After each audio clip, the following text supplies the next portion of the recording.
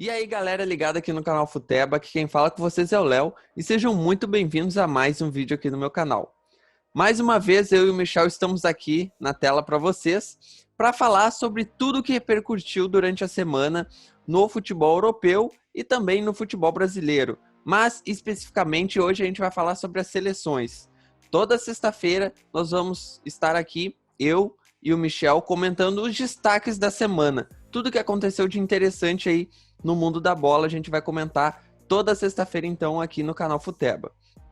Então, sem mais delongas, vamos começar aí falando, né, Michel, sobre a Eurocopa. Eurocopa não, minto, Copa América, né? Vamos por ordem aqui, porque primeiro nós tivemos Brasil e Peru pela Copa América, semifinal, e como todo mundo já esperava, né? Acho que ninguém se surpreendeu com a vitória do Brasil. O Brasil acabou ganhando de 1-0, ou até para algumas pessoas foi surpresa, né? Porque só 1-0 contra o Peru, acho que cabia mais, mas o Brasil foi lá. Mais uma vez o Paquetá, que para mim é um dos melhores jogadores do Brasil na Copa América, acabou decidindo e o Brasil avança aí para a final, né, Michel? Exatamente, Léo. Um abraço a todos que acompanham o canal Futebol. O Brasil conseguiu a vaga na final, era favorito diante da seleção do Peru, reedição da final da última Copa América no Brasil, lá em 2019, onde o Brasil também conseguiu a vitória e o título na época. E agora não tinha o Gabriel Jesus, que é um jogador fundamental, e a gente sabe, né, que o Brasil do Tite tem 3 jogadores confirmados como titulares do meio para frente: Casimiro, Neymar e Gabriel Jesus. Esses são titulares absolutos do Tite. O Jesus foi expulso no jogo contra o Chile e foi desfalque. O Tite foi com Everton Cebolinha jogando pela direita, ele vai melhor pela esquerda, é verdade, mas foi uma improvisação. E ao invés de colocar Firmino ou Gabigol, os dois não vêm muito bem assim na Copa América, ele colocou o Richarlison como esse falso 9 lá na frente. E a equipe funcionou, né? O Casimiro fez uma grande partida, foi o grande nome do Brasil no primeiro tempo, e o Brasil conseguiu abrir o placar ali com o gol do Lucas Paquetá, uma jogada muito bem feita, né? O Richarlison aciona o Neymar vai conduzindo, cercado por vários peruanos, consegue ali se livrar da marcação, até com uma caneta, né? E dá assistência para o Paquetá fazer o gol. Essa é a notícia positiva, né, Léo? Lucas Paquetá, vem sendo o grande nome do Brasil na Copa América, não foi um titular absoluto, até inicia a Copa América como titular, perde a posição, mas sempre entrava bem nos jogos e com isso ganhou a vaga e virou um titular, e o cara que classificou o Brasil não só contra o Chile, mas também contra o Peru. O Peru não deu muitas dificuldades para o Brasil no primeiro tempo, melhorou um pouco na segunda etapa e o jogo foi mais equilibrado, mas o Brasil segurou a vantagem e vai para a decisão em casa contra a Argentina. Que jogo, hein, Léo? Que jogo, e como eu falei, né? A seleção brasileira ela não vem enchendo os olhos na Copa América, mas vem fazendo seu papel juntamente aí com o técnico Tite, que, por minha parte, falando por mim, sempre tive muitas críticas nas convocações do Tite, até no mercado da bola, onde a gente acabou mencionando a ida do Gerson para o Olympique de Marseille. A gente falou sobre, né, a importância que ele teria na seleção principal, que hoje o Gerson seria até titular nessa seleção do Tite, seja no lugar do Fred ou no lugar do próprio Paquetá quando entra também. Mas nós temos esse destaque, né? Lucas Paquetá, que muito criticado na Europa, acabou não dando certo no Milan. Nós também falamos do Paquetá, né, no último vídeo. Se você não assistiu sobre o mercado da bola, toda segunda-feira a gente comenta sobre as transferências aí do futebol.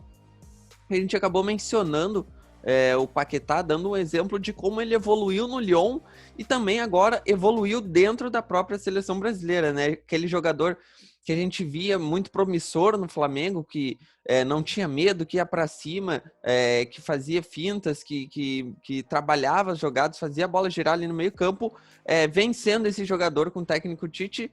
Em muitos jogos acabou entrando ao decorrer da partida e acabou mudando a partida, né? Creio que agora para a final ele até possa ser o titular aí da seleção brasileira.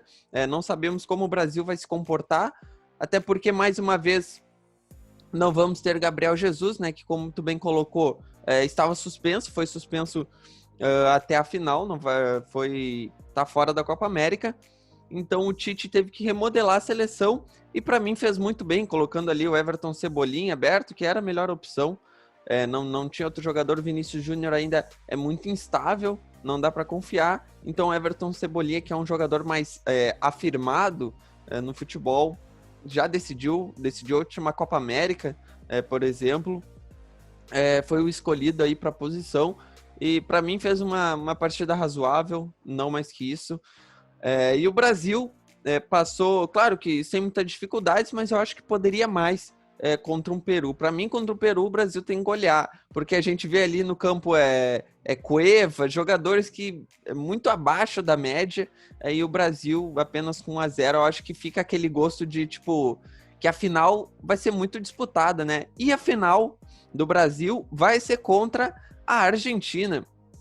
A Argentina que acabou passando aí pela Colômbia, nos pênaltis ainda, né, Michel? E num jogão, para mim, onde o Martínez foi destaque da partida. É isso, né, Léo? Na última Copa do Mundo, por exemplo, o goleiro que inicia como titular é o Cabaleiro, depois perde a posição depois das falhas contra a Croácia, e aí o titular vira o Armani, né, goleiro do River Plate. Mas, de fato, o Emiliano Martínez vem de 2 boas temporadas, né, tanto pelo Arsenal como pelo Aston Villa, ganhou a chance e virou titular nessa Copa América. O jogo contra a Colômbia inicia ali com a Argentina abrindo o placar, né, o Messi dando uma assistência ali para o Lautaro Martínez, numa jogada que começa com o Giovanni Lo Celso, que acabou formando esse trio de meio-campistas na seleção da Argentina, né? E o Lo Celso inicia a jogada e o Martínez completa para o gol. Lautaro Martínez e assistência do Messi. Depois a Argentina toma 2 sustos de cara, né? Um deles com o Cuadrado quase empata no lance seguinte ao gol sofrido, uma defesaça do Martínez com a perna. A Colômbia pressionou bastante, chegou a meter 2 bolas na trave, uma com o Vilmar Barrios, ex-jogador do Boca, e outra com o Mina, que vai muito bem no jogo aéreo, e de cabeça meteu uma bola no travessão. Mas a Colômbia consegue buscar um empate, uma falta cobrada rápida, e o Luiz Dias, jogador do Porto, muito interessante, promissor, faz o gol de empate. Já tinha feito um golaço de voleio barra bicicleta contra a seleção brasileira, e agora contra a Argentina, num gol ali meio que sem ângulo, ele consegue chegar a tempo para finalizar. Excelente Copa América do Luiz Dias, do Cuadrado, jogadores que são muito importantes para a Colômbia. Já o Rames Rodrigues e o Falcão Garcia, por exemplo, 2 ídolos do futebol colombiano, não estiveram à disposição do técnico Reinaldo Rueda. E a Colômbia leva o jogo para os pênaltis, e já tinha passado nos pênaltis contra o Uruguai, né, Léo? Só que aí nos pênaltis teve um azar enorme. Os zagueiros erraram, né? O Mina e o Davinson Sanchez, zagueiros que atuam no futebol da Inglaterra, e também o Cardona, meia do Boca, que também desperdiçou os 3 pênaltis no canto esquerdo e rasteiro do goleiro Martínez. Aí foi lá e defendeu. A Argentina até errou um com o Depou, né, jogador da Udinese, que meteu para fora. Mas a Argentina teve mais sorte que juízo nesse jogo. Eu acho que a Colômbia ficou mais perto de vencer o jogo no tempo normal do que a seleção da Argentina, que tem alguns nomes, como Agüero e Di Maria, que são reservas na seleção, para surpresa de muita gente. E a gente vê aí, por exemplo, Paredes também é outro jogador reserva, o Guido Rodrigues do Betis ganhou a posição no meio campo. É uma seleção interessante da Argentina, mas o favorito para a decisão é o Brasil, né? Do Tite, não foge disso, mas vai ter jogo e esse clássico é diferente, ainda mais numa final e no Brasil, né, Léo? Sim. Eu não chamaria tanto de... eu chamaria mais de sorte pelo lado da Argentina, mas principalmente do lado do goleiro Martínez, né? Um goleiro que sempre já vinha se destacando dentro da bela equipe do Aston Villa, que para mim é uma equipe assim que incomoda muito, né? O top 6 lá da Premier League, é um time muito encaixado, um time muito bom. E para mim, o Martínez é sem dúvidas o melhor goleiro argentino hoje, tem que ser titular. E para mim, deitou ali na cobrança de pênaltis, conseguiu realmente entrar na cabeça dos jogadores colombianos. Teve o Depou ali, que é um jogador também interessante, acabou errando o pênalti, mas é um jogador muito interessante, que vem tendo seu destaque dentro do cenário europeu também. Joga no modesto Udinese da Itália, só que vem se destacando e os grandes já estão de olho aí no jogador. E como tu bem falou, o time da Argentina talvez... A gente sabe que merecer ou não merecer é muito relativo dentro do futebol, né?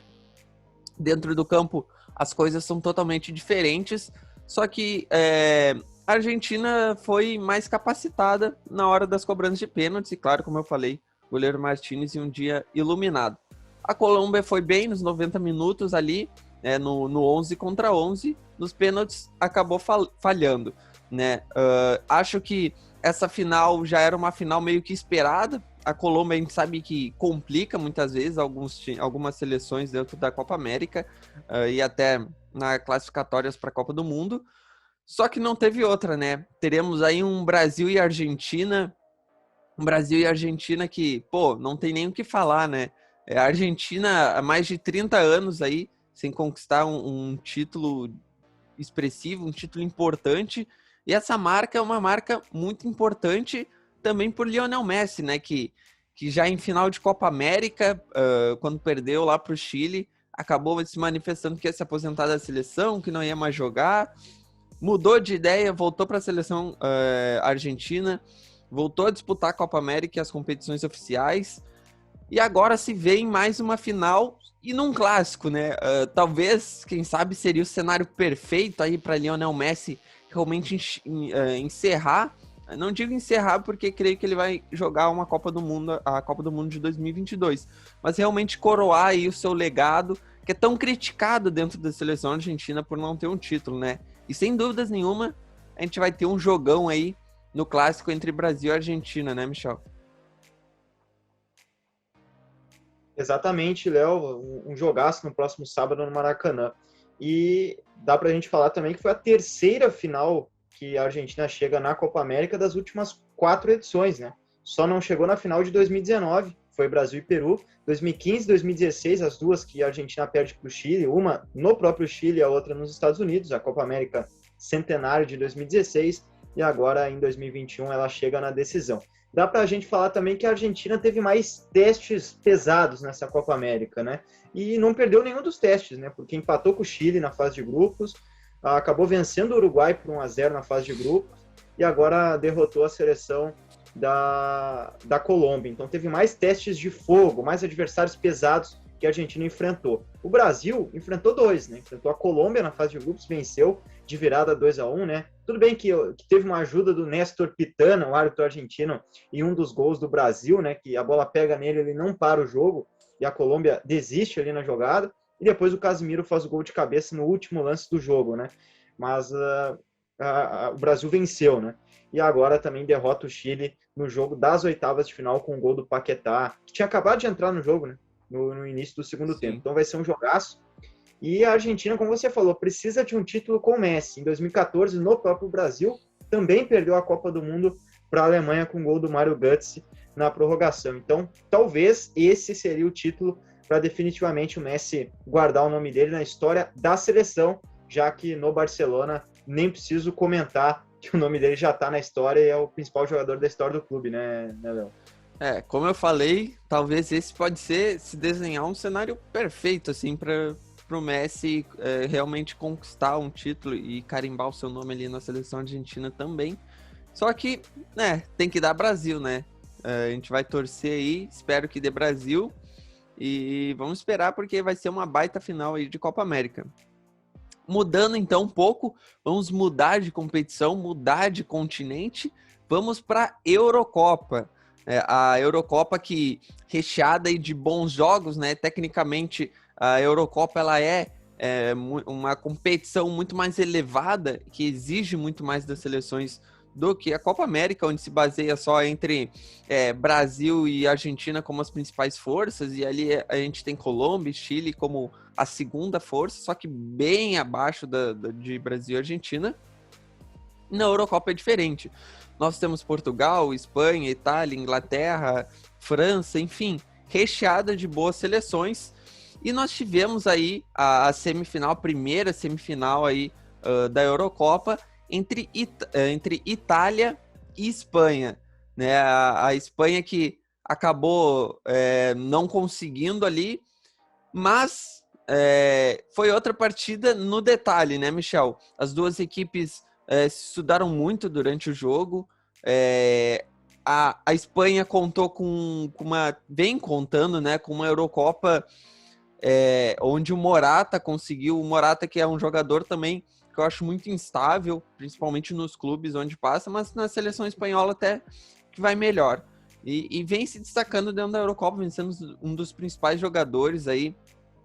E outro jogo que também como eu falei, foi decidido no detalhe e acabou indo para pênaltis, né?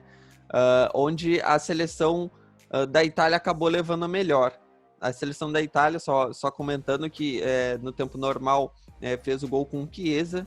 O Chiesa que também vem jogando muito bem, principalmente no clube, na Juventus, onde ele joga, vem se destacando muito. E vem fazendo uma boa Eurocopa também, pode-se dizer que é um dos destaques da Itália, mas eu acho que a Itália é um conjunto inteiro, né? Onde a gente tem Jorginho, a gente tem Chiesa, a gente tem Immobile, no banco ali tem também outros jogadores muito importantes para a seleção, como o próprio Belotti, que acaba entrando e ainda mantendo uma qualidade muito boa ali do time da Itália. A zaga também, aquela famosa zaga experiente com Chiellini e Bonucci, né? Aquela zaga que nunca falha, que está há 1000 anos já, mas é a melhor zaga que a seleção italiana tem. No gol, Donnarumma, enfim, né? Eu acho que é uma seleção hoje mais pronta do que a seleção da Espanha, que não é uma seleção tão afirmada. Eu acho que desde 2010 a Espanha passa por altos e baixos aí no cenário europeu, e a Itália merecidamente passa aí para essa final de Eurocopa, né, Michel? É isso, Léo. A Itália é uma seleção hoje à frente da Espanha. Ninguém imaginava que a Espanha ia chegar na semifinal da Euro para começar, né? Era uma das seleções que iniciaram a Euro muito mal, né? Com 2 empates seguidos aí. Goleia a Eslováquia no último jogo da fase de grupos, depois elimina a Croácia também na prorrogação, passa pela Suíça nos pênaltis e ontem não, né? No jogo da terça-feira contra a Espanha, contra a Itália, a Espanha consegue fazer um grande jogo. A Itália até fez um primeiro tempo interessante, né? O jogo foi bastante equilibrado, mas no segundo tempo a Itália tomou conta, né? E com um belo gol do Chiesa, né? Como o Léo já citou, né? Foi um lançamento de 3 dedos ali do Insigne para o Immobile, a defesa corta por baixo e na sobra tem um belíssimo gol do Federico Chiesa, né? Segundo gol importante dele, né? Tinha feito na prorrogação contra a Áustria também e agora contra a Espanha. Só que a Espanha consegue buscar o empate e renascer dentro do jogo, né, com a entrada do Álvaro Morata, que era um jogador muito confiável pelo Luiz Henrique, né? O Luiz Henrique confia muito no Morata, mas parece que durante a Euro ele perdeu um pouco dessa confiança, porque no jogo contra a Suíça, o primeiro que ele tira do time é o Morata. E no jogo seguinte, o Morata começa no banco. E aí, no jogo contra a Espanha, o Morata sai do banco e participa da triangulação ali com o Dani Olmo e faz o gol de empate. E depois do gol de empate só deu Espanha, né? Se era para ter um vencedor antes dos pênaltis, era para ser Espanha. A Espanha cresceu no jogo, Donnarumma teve que fazer defesa, o técnico Roberto Mantini ele tira algumas das principais peças da Itália, como por exemplo, ali o Barella, o próprio Chiesa sai, imagino que por cansaço, o Lorenzo Insigne, jogador fundamental, também é substituído. Então o Mantini foi abrindo mão de alguns dos protagonistas da seleção italiana e a Espanha cresceu com os caras que vieram do banco. Porém, não deu para fazer o segundo gol a Espanha, a Itália também seguiu ali se defendendo muito bem, e aí nos pênaltis, melhor para a seleção da Itália, que até perde um pênalti, né, com o Locatelli, mas depois a Espanha perde 2 cobranças justamente com os caras da jogada do gol. Dani Olmo e Álvaro Morata desperdiçaram as suas cobranças, né, uma com defesa do Donnarumma, o do Morata, e a outra o Dani Olmo isola, e nos pênaltis, onde a Espanha tinha avançado contra a Suíça, acabou caindo diante da Itália. Grande campanha da Itália, né, Léo? Eliminou a Áustria, eliminou a Bélgica, toda poderosa e temida a Bélgica, e agora a seleção da Espanha. Que campanha da Itália, e nos pênaltis ali o decisivo, o Jorginho bateu com uma maestria, com uma frieza espetacular, hein, Léo? E só ressaltando, né, como a gente tem brasileiros naturalizados, né, nas seleções.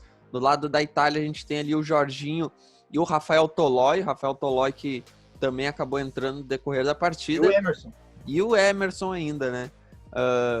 E na seleção da Espanha, a gente tem o filho do... O Thiago... Do Mazinho. Agora, Thiago. do Mazinho. Eu tava esquecendo o nome do pai. O Thiago Alcântara e também tem um irmão dele, o Rafinha, que joga no PSG, mas que no caso não é naturalizado espanhol, é brasileiro mesmo. Só que, poderia ser o Thiago, né, o que ficou com a nacionalidade brasileira, porque, poxa, para mim hoje, eu não sei se tu concorda, Michel, Thiago e Jorginho seriam titulares absolutos na seleção brasileira. Para mim, na seleção brasileira. Para mim, hoje, eu faria uma trinca ali no meio com Fabinho como primeiro volante, Jorginho e Thiago Alcântara. Para mim, ficaria assim. Para mim também, eu acho que o Casemiro, por exemplo, de 2018 para cá, o Casemiro chegou a ser o melhor volante do mundo. Mas eu acho que desde 2018 para cá ele teve uma queda de produção. Eu vejo ele cometendo várias faltas desnecessárias. É um cara que, por exemplo, o Fabinho tem um passe melhor que o Casemiro. Só que o Casemiro é titular porque é o cara de confiança do Tite, tem uma marcação mais eficiente e tudo mais. Mas eu acho que esse trio de meio-campistas que tu formou com Thiago, Jorginho e Fabinho seria, sim, o meio-campo titular da seleção brasileira. Hoje eu sou Fabinho ao invés de Casemiro também, porém o Tite prefere o Casemiro. O Casemiro, até por conta da idade, né, enfim, acabou caindo de produção um pouco. Claro que é um grande volante, mas para mim, pro meu gosto, seria isso. Ainda tem mais o Gerson aí, né, para essa seleção. Enfim, só para não mudar muito de assunto, vamos voltar aí para a Eurocopa. Então, a seleção italiana vai acabar enfrentando aí a seleção da Inglaterra, que na semifinal acabou pegando a Dinamarca e acabou passando. Aí a Dinamarca, para quem não sabe, é a seleção do Eriksen, do Christian Eriksen, que acabou ocorrendo aquele episódio, né, que depois ele foi parar no hospital, teve que ser atendido em campo ali, deu tudo aquilo, mas no fim acabou tudo bem, o jogador tá bem, e a seleção da Dinamarca aí foi para a semifinal contra a seleção da Inglaterra, mas a Inglaterra acabou levando a melhor. Eu acho, para mim, essa é uma das melhores gerações assim na Inglaterra, né? Uma mistura muito interessante entre jogadores já com mais experiência, mais veteranos, podemos dizer assim. Claro que a seleção da Inglaterra não tem nenhum jogador extremamente, né, podemos dizer assim, velho, como a seleção brasileira, por exemplo. Sempre dou o exemplo da seleção brasileira, né? Porque, enfim, é o maior, é o que o pessoal mais entende, assim, e conhece os jogadores.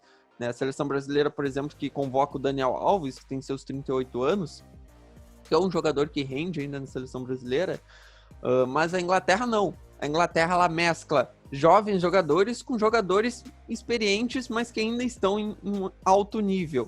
A gente pode ver isso, por exemplo, com o Henderson, né, com o Maguire, com o Stones, com Walker. Jogadores que... O próprio Walker também.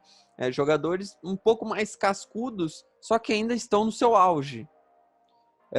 Eu acho que a seleção da Inglaterra é muito interessante, foi muito interessante durante a partida. Claro que a seleção da Dinamarca tem infelicidade de fazer um gol contra, só que eu vejo ali no Harry Kane, né, um dos principais jogadores ali, decisivos para a seleção da Inglaterra. Phil Foden também vem fazendo uma belíssima Eurocopa, ajuda muito a equipe. Outros jogadores também para a gente ver, poxa, o banco da Inglaterra conta com Sancho, conta com Jack Grealish, que é um jogador para mim muito interessante, que eu gosto muito do futebol também, do Grealish. Rashford. O próprio Rashford também do Manchester United, Grealish do Aston Villa, né? O Sancho, que muitos esperavam que fosse titular, acabou perdendo lugar pro Saka, que é uma jovem promessa da equipe do Arsenal, e acabou ganhando aí o seu titular, sua titularidade dentro do time da Inglaterra.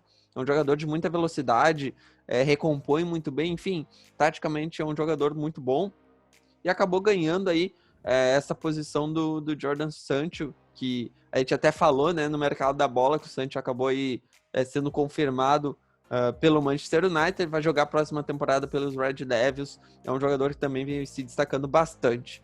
Mas falando da partida em si, acho que acho que seria uma zebra muito grande a Dinamarca ter passado. Eu acho que a Inglaterra passou ali sem muito sufoco e vai fazer uma belíssima final aí contra a seleção italiana. Belíssima final, e tem uma vantagem, né? Joga em casa, né? E a gente viu o quanto a torcida acaba mexendo com o jogo, né? Depois do gol do Harry Kane, que é o gol da classificação na prorrogação, a câmera tremia, né? O estádio tremeu, lá o Wembley. Isso mexe com os jogadores, não tem jeito. O jogo inicia muito bom, né? A Inglaterra até tentava ali controlar a partida, mas aí uma falta desnecessária do Luke Shaw. vem o gol, né? Um golaço de falta do Dansgaard, jogador da Sampdoria, e não deu para o Pickford defender. Primeiro gol que a Inglaterra sofre na Eurocopa, mostrando um pouco também do poderio defensivo do English Team. E depois a Inglaterra consegue empatar. Como o Mason Mount, que é o meio armador titular da seleção inglesa, não conseguia ter espaço para armar as jogadas, quem armava era o Harry Kane. O Harry Kane saía da área para distribuir o jogo. E aí ele que acha um belo passe para o Bukayo Saka, que infiltrava na área, e o Saka dá assistência. O Sterling faria o gol, né? Tava dentro do gol para completar, só que o Kjaer toma a frente de zagueiro do Milan. Não sei se o Sterling faria, mas pode continuar aí. É porque o Sterling perde alguns gols incríveis, né, Léo? Ano passado, na Champions contra o Lyon, perdeu um gol sem goleiro, né, Léo? Pisa na bola, é isso. Sterling é isso. Mas é um bom jogador. Provavelmente faria o gol o Sterling e o Kjaer tomou a frente, fez o gol contra.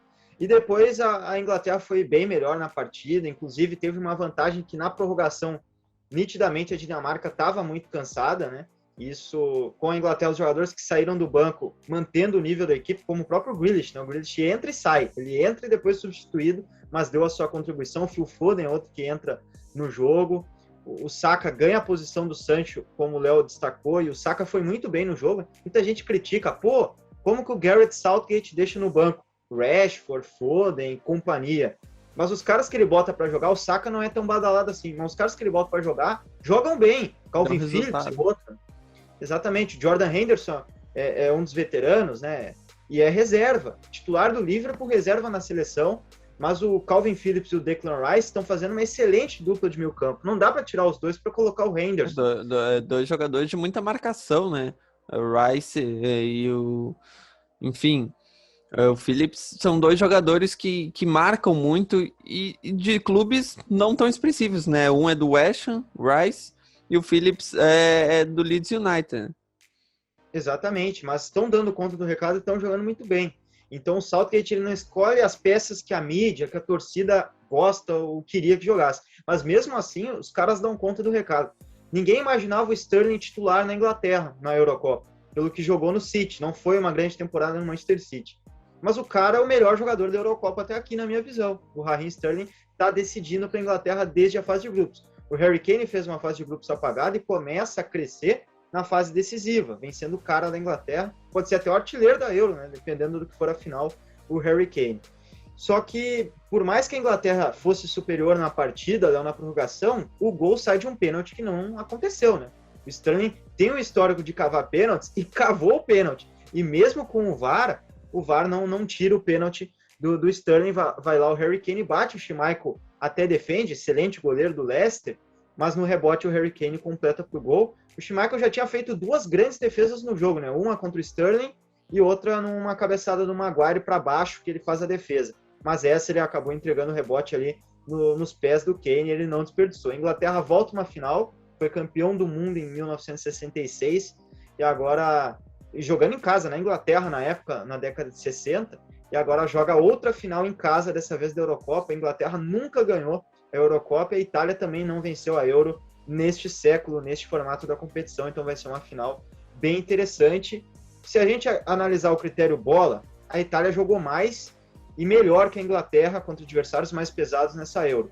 Mas se a gente analisar também o critério defensivo, tudo bem, eu acho a zaga da Itália melhor que a Inglaterra, com Bonucci e Chiellini, acho que é indiscutível, né? Bonucci e Chiellini estão bem acima de Stones e Maguire hoje. Só que a defesa da Inglaterra sofreu um gol apenas e foi de falta, foi numa bola parada. Então a defesa da Inglaterra está melhor nessa Euro, só que a Itália jogou mais. A Itália jogou mais e melhor, esteticamente falando, nessa Eurocopa. E tem outro fator também, né? Insigne, Immobile, todos os grandes jogadores, o Chiesa na Itália. Só que eu acho, por exemplo, o ataque da Inglaterra mais poderoso, com Harry Kane e Sterling, o Mason Mount encostando nos dois. Então acho que a Inglaterra tem jogadores tecnicamente superiores no setor ofensivo. Acho que da Inglaterra. Pelo papel também acho, né? Eu acho que até o banco de ataque da Inglaterra é superior, é parelho com o da Itália, né? Mas, enfim, a gente pode... Futebol vai ser uma grande final. A seleção da Itália tem um bom time, um time muito encaixado e vai bater de frente com a seleção inglesa. Só para encerrar, então, para esse vídeo não ficar tão longo, Vamos de bolão então, Michel. Vamos fazer aqui por partes. Vamos iniciar ali pela Copa América. Bolão da final então. Vamos lá, Copa América. Brasil e Argentina. Na minha visão, 2-1 Brasil. E tu? Na minha visão, Brasil 2, Argentina 1. Também vai no 2-1 aí, então, para a seleção brasileira. Acho que a seleção argentina inicia ganhando o jogo e a seleção brasileira depois acaba virando, fazendo 2-1. Vamos, então, de Itália e Inglaterra. Cara, eu, sinceramente, eu quero apostar numa zebra. Eu vou botar 1-0 aqui, Itália. E eu vou colocar 1-0 Inglaterra. Eu tô crente que a Itália vai levar essa Euro. Acho que vai. Acho que a Inglaterra é mais time, óbvio, mas eu vejo na seleção italiana uma equipe que tem condições de levar e eu quero ser. Vamos fazer o diferente. Eu aposto 1-0 aí, seleção italiana, então. E se a gente pegar os testes de fogo também, a Itália teve 2 jogos contra grandes, né, nessa Euro. Pegou a Espanha. Sim. E pegou também a Bélgica. Um venceu no tempo normal, o outro venceu nos pênaltis. E a Inglaterra teve um jogo, na teoria, mais complicado, que foi contra a Alemanha, nas oitavas de final. E a Inglaterra ganhou no tempo normal. E eu acho que, claro, a Itália está jogando melhor que a Inglaterra, mas eu acho que o poder de jogar em casa vai decidir, eu acho que a Inglaterra vence. A final agora eu me esqueci o dia, que dia vai ser? É domingo. Final da Euro é domingo, tá lembrando da Copa América. 11, né? Isso. Vamos, quem sabe a gente faz uma live pós-Euro ali. Pode ser, a gente vê ali para fazer. Daí eu já aviso aqui pro pessoal, segue a página lá, nós temos a página do próprio canal lá no Instagram, onde a gente posta quando sair vídeo novo, postam alguma coisa dos bastidores, vão começar a postar alguns cortes também dos vídeos no Reels lá. Também vamos rechear a página com algumas informações aí do futebol, enfim, vai vir muita coisa. Então a gente vai encerrando aí mais um vídeo. Não esqueçam aí, toda sexta-feira tem os destaques do mundo da bola, os destaques aí que aconteceram durante a semana no mundo do futebol. Eu e o Michel estaremos aqui então, assim como toda segunda-feira, toda sexta-feira também comentando aí os destaques da semana. Não deixe de nos seguir nas redes sociais. As redes sociais minhas e do Michel estão aqui na tela. A rede social do canal Futeba do Instagram vai estar aqui embaixo também na descrição. Se inscrever no canal, ativar o sininho, dar o like, compartilha para todo mundo aí com os amigos que curtem futebol. Curtam a página lá, segue lá a página. Enfim, faz de tudo aí para nos ajudar a crescer. Até o próximo vídeo e falou!